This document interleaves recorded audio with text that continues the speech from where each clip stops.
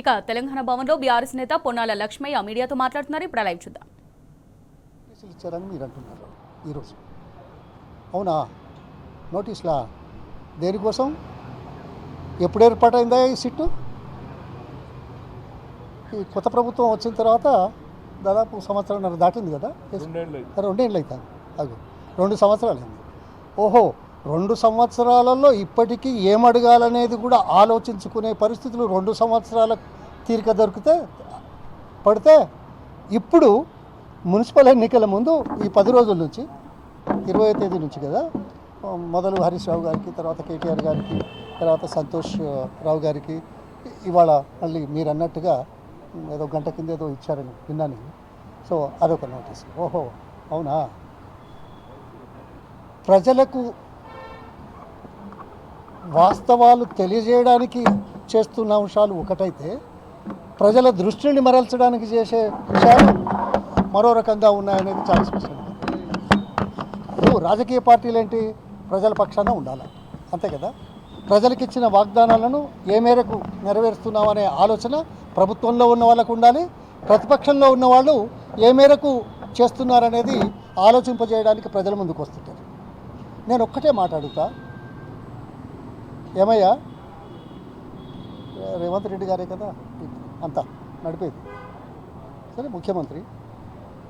10 సంవత్సరాలు ప్రతిపక్షంలో ఉన్న కాంగ్రెస్ పార్టీ ఎప్పుడైనా, ఎన్నడైనా, ఏ రోజైనా, ఏ వేదిక మీదనైనా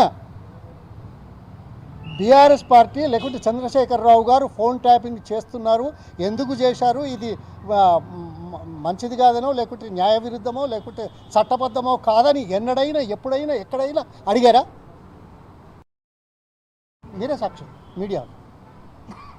అంటే 10 సంవత్సరాలలో ప్రజల పక్షాన ఒక అంశం గురించి మాట్లాడని వాళ్ళు అధికారం వచ్చిన కాలయాపన చేస్తూ చివరికి ఎలక్షన్ మూమెంట్లో ప్రజల దృష్టిని మరల్చడానికి ఏదో గొప్ప ఘనకార్యం చేస్తున్నట్టు తల వంచుకోవాల్సిన పరిస్థితి ఇది కాంగ్రెస్ పార్టీదే. సరే, పిలిచారు, మాట్లాడారు, తప్పలేదు, ఓకే చెప్పారు. నేను ఒకటే అడుగుతా, ఏమయ్యా, అధికారులు ఎవరో ఏదో చేస్తే తమ బాధ్యతను, చట్టాన్ని దూరంగా ఉంచి చేసేటువంటి పరిస్థితులు వచ్చినాయని నేనైతే అనుకోను. ముఖ్యమంత్రి స్థాయిలో కొంతమంది ఉండొచ్చు, మంత్రుల స్థాయిలో కొంతమంది, లేకపోతే పోలీసు వాళ్ళు ఎప్పుడు ఏం చేసినా చట్టపరిధిలో ఎవరో ఏదో చెప్తే చేస్తారా?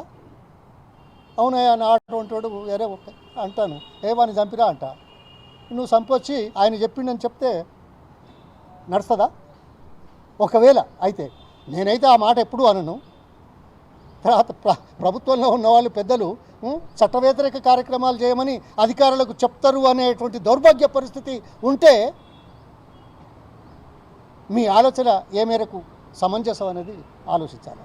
ఇవాళ ఎలక్షన్లు జరుగుతున్నాయి, అసలే తక్కువ సమయం ఇచ్చారు. ఆ తర్వాత ఇవాళ నామినేషన్లు జరుగుతున్నాయి, రేపు నామినేషన్ లాస్ట్.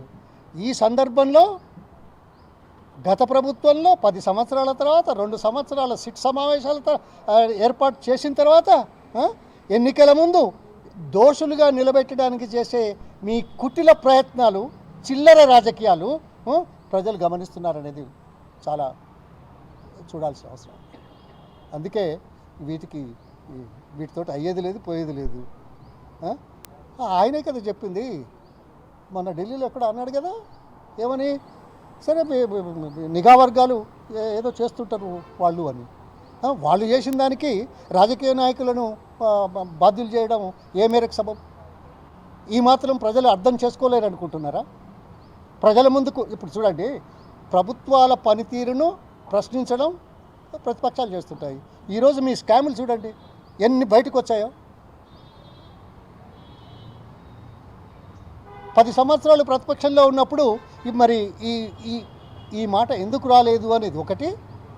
ప్రజల పక్షాలు నిలబడి ఏదో ప్రభుత్వం తప్పు చేస్తున్నది అని ఎప్పుడైనా, ఎన్నడైనా అనని వాళ్ళు తాము ఇచ్చిన హామీలు 420 మరి అది 420 అంటే మళ్ళీ 2వ నంబర్ అవుతుంది 490నా 420 420 ఆహా అది కూడా 420. ఓ ఐఎమ్ సారీ, హామీలు 420, మనిషి అదేనా ఇచ్చిన వాళ్ళు? ఇక ఇంకేదో ఇక అదంతా నాకు తెలియదు. ఇదంతా తెలిస్తే ఇట్లుంటాం అంతే కదా. అందుకోసం చాలా పొరపాటు. ప్రజలు తీవ్రంగా గమనిస్తున్నారు, తీక్షణంగా చూస్తున్నారు.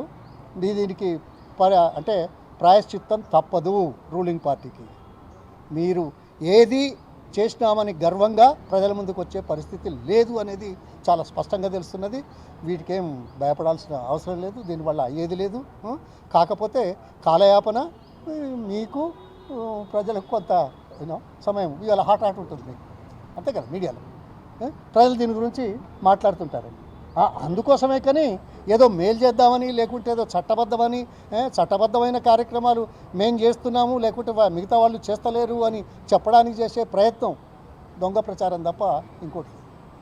సీఎం విదేశాలకు వెళ్ళిన ప్రతిసారి కూడా ఇలాంటి నోటీసులు ఇచ్చి పదే పిలుస్తున్నారు. సీఎం హైదరాబాద్ లేనప్పుడు మాత్రం జరుగుతుంది సార్, కొత్తగా సిరీస్గా గతంలో అట్టే జరిగింది, ఇప్పుడు అట్టే జరుగుతుంది. ఇక ఆయన ఎక్కడుంటే ఉన్నది చేసేటేటే గివే కదా చిల్లర రాజకీయాలు. ఉండి చేసినా ఒకటే, బయట ఉండి చేసినా ఒకటే. ఆయన అనుమతితోటే ఆయన ఆలోచనలకు అనుగుణంగానే కదా జరిగేది. అందుకోసం ఆయన ఎక్కడ ఎందుకు పోతాడు, ఎప్పుడు ఏం చెప్తాడు అనేది నేను మాట్లాడితే బాగుండదు కదా. ఆయన ప్రక్రియ, ఆయన చేసే కార్యక్రమే కనబడుతున్నది కదా. ఇక దాని మీద ఇక ఆయనను అనడం అంతకంటే సిగ్గుచేటు ఇంకోటి ఉండదు. కాంగ్రెస్ పార్టీ నాయకులు చెప్తా ఉన్నారు కేసీఆర్ను సిట్ ద్వారా క్లారిటీ వస్తుంది. గతంలో విచారణలో సందర్భంగా అధికారులు కేసీఆర్ పేరు చెప్పారని కాంగ్రెస్ పార్టీ నాయకులు. ఓహో, కేసీఆర్ పేరు చెప్పారా అని ఎవరో అన్నారా? కాంగ్రెస్ పార్టీ నాయకులు అంటున్నారు. చెప్పిండ్రని ఎవరన్నారు? ఇంతకుముందు ఎవరైనా సాక్షులు అడిగితే చెప్పిండ్రా? ఓహో, అయితే చెప్పింది నిజమే. వాళ్ళకెట్లా తెలుసట? చట్టబద్ధమైన కార్యక్రమాలు చేసేవాళ్ళు ఎవరేదో చెప్తే విని చేస్తారా? అది బాధ్యతనా? అది ధర్మమా? అది చట్టబద్ధత? ఎవరో చెప్పినారు మేము చేసినామని చెప్పేటువంటి దౌర్భాగ్య పరిస్థితులు కలిగిన ఎవరే కానీ అధికారులే కావచ్చు, రాజకీయ నాయకులే కావచ్చు, అటువంటి మాట మాట్లాడితే చెల్లుతుందా? నడుస్తుందా? అది వాస్తవం కాదు కదా. మేము ఇంత చెప్పినా ఆ మాటే అంటుంటారు, ఎందుకంటే ప్రచారం కావాలి కదా. ధన్యవాదాలు.